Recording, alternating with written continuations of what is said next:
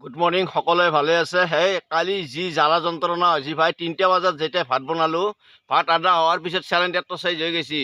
কালি গোটেই দিনটো এই হাজো সমষ্টি গোটাই এৰিয়া গাড়ী লৈ ঘূৰিছোঁ, এটা চিলিণ্ডাৰ ওলাব নোৱাৰিলোঁ। এনেকুৱা হাৰাশাস্তি, এফালে ঈদ আহি পাইছে, এফালে মানে বতাহ হৈছে এনেকুৱা, এফালে নাই চিলিণ্ডাৰ। মানুহৰ কিমান হাৰাশাস্তি, আমাৰ গৰীব মানুহখিনি মানে কি ক'ব আৰু, উপায় নাই।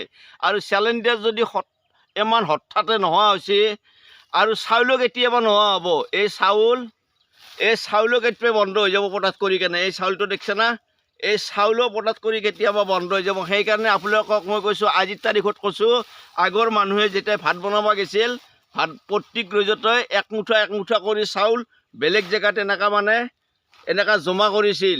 আমিও আজিৰ তাৰিখৰ পৰা বৰ্তমান ভাত বনোৱাৰ যেতিয়া আমি 1 কেজি চাউলেৰে ভাত বনালোঁ, তাৰ পৰা একমুঠা বেলেগ বাচনত থোৱাৰ কাৰণে সকলো আমাৰ গৰীব মানুহখিনি চেষ্টা কৰিব। নহ'লে এদিন এনেকুৱা চাউলৰ কাৰণেও আমি হাবাথুৰি খাই মৰিব লাগিব, আৰু বেলেগৰ ঘৰত হাত পাতিব যাব লাগিব। এই চাউল দিচোন আজিৰ ৰুষ্টৰ কাৰণে এনেকুৱা পৰিৱেশ, কাৰণ যিহেতু চিলিণ্ডাৰ হঠাতে বন্ধ হৈ গৈছে, চাউল নোহোৱা হোৱাটো খাটাং। সেইকাৰণে একমুঠা কৰি চাউল আজিৰ পৰা বেলেগ বাচন এটাত থোৱাৰ কাৰণে সকলোৱে চেষ্টা কৰিব, নহ'লে আমাৰ বিপদ আহি আছে। আৰু ভৱিষ্যতৰ কথা চিন্তা কৰি এতিয়া বৰ্তমান খোজকাঢ়িব লগা হৈছে, যেনেকুৱা পৰিস্থিতি হৈছে। কাৰণ চিলিণ্ডাৰৰ যিহেতু হাৰাশাস্তি, এনেকুৱা হাৰাশাস্তি আৰু যি চাউল বন্ধ নহ'ব, এটি মিছা কথা মনত ৰাখিব। আৰু ভিডিঅ'টো যদি চাই ভাল লাগে, আপোনালোকৰ যিমান পাৰে সিমান শ্বেয়াৰ কৰি দিব। আৰু সকলোৱে আজিৰ তাৰিখৰ পৰা একমুঠা এই